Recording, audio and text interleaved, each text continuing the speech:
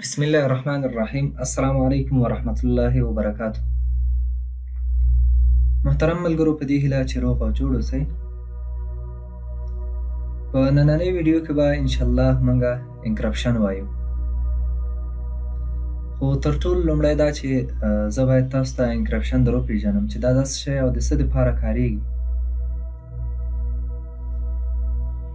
موږ له انکرپشن څخه د هارد ډیسک، فلاش، میموري کارت او یا هم د کمپیوټر دننه انټرنل هارد ډیسکونو د انکرپټ کولو دپاره کار اخلو، او هم کولی شو په دې انکرپشن سره د هارد ډیسک یا میموري کارت دننه چې کوم فایلونه دي، یو خو دا ده چې عمومي کود ورکوو پوره فلش ته، او یا هم دا ده چې دوهمه طریقه بیا دا ده چې موږ کولی شو دننه په فلش کې یو فایل ته کود ورکو، خو یو خصوصي فایل ته یا یو ویډیو ته کود ورکو.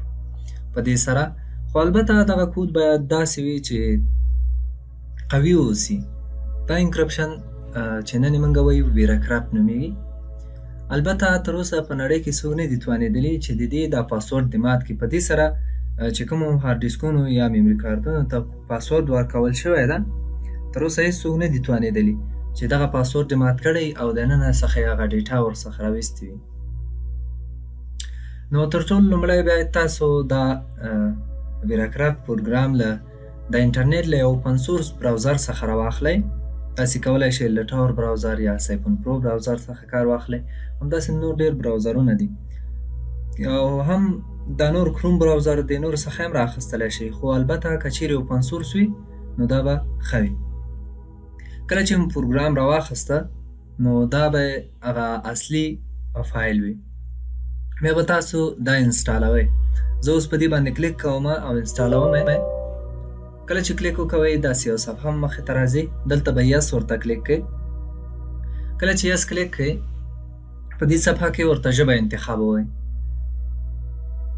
زه ورته همدا انګلیسي انتخابوم. تاسو کولی شئ چې له دغو ژبو څخه یوه ژبه ورته انتخاب کړئ، بیا اوکې باندې کلیک وکوئ. په دې صفحه کې موږ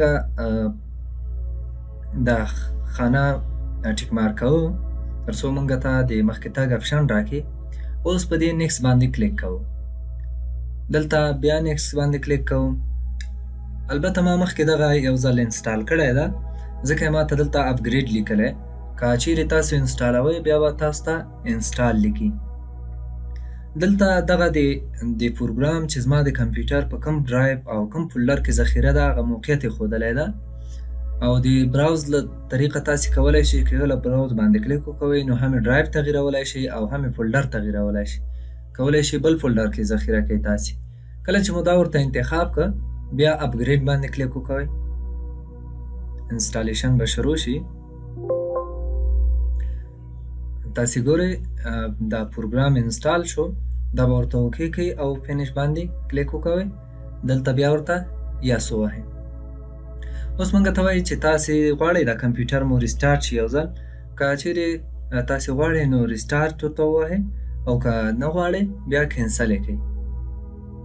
دا هم د ویراکرافت پروګرام د انسټال طریقه.